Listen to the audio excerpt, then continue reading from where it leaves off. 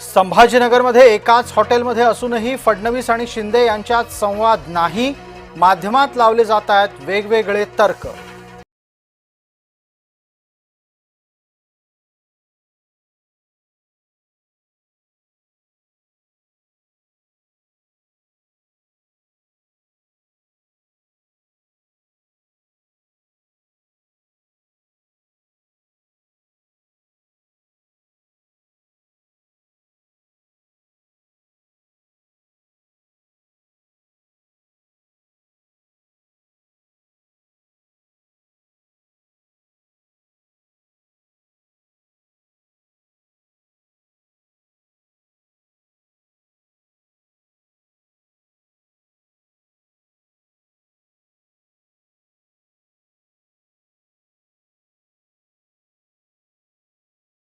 मुख्यमंत्री फडणवीस यांच्या विरोधात मात्र कोणतीही भूमिका घेतली नाही, शिंदेंनी केलं स्पष्ट। आजारपणातून उठल्यानंतर राऊतांचा हल्लाबोल, एकनाथ शिंदेंच्या शिवसेनेचे 35 आमदार फुटणार।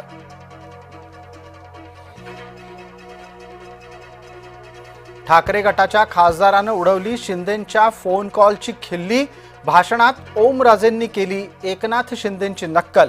शिंदेंच्या पाठोपाठ निंबाळकरांच्या निशाण्यावर अजित पवार।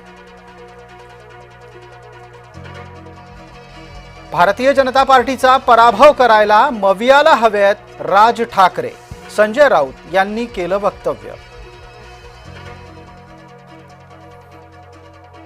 शिवसेनेचे आमदार शहाजी बापू पाटील यांच्या कटकटी वाढल्या। सांगोल्यात शहाजी बापूंच्या कार्यालयावर निवडणूक आयोगाच्या भरारी पथकाचा छापा। आता कसं वाटतंय म्हणत अंबादास दानवे यांनी लावला शहाजी बापूंना टोला।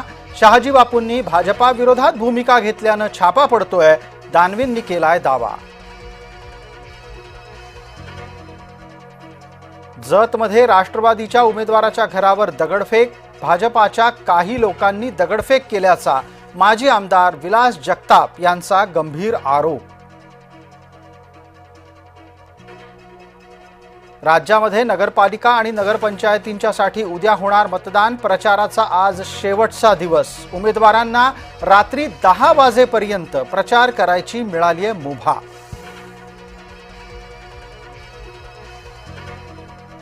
शेवटच्या टप्प्यात प्रचार पोहोचला शिगेला, विविध ठिकाणी प्रचार सभा आणि प्रचार यात्रांचं आयोजन। मुख्यमंत्री आणि दोन्ही उपमुख्यमंत्री प्रचाराच्यासाठी मराठवाड्यात। सरसंघचालक मोहन भागवत यांनी व्यक्त केली चिंता, भारतीयांना भारतीय भाषाच बोलता येत नाहीत।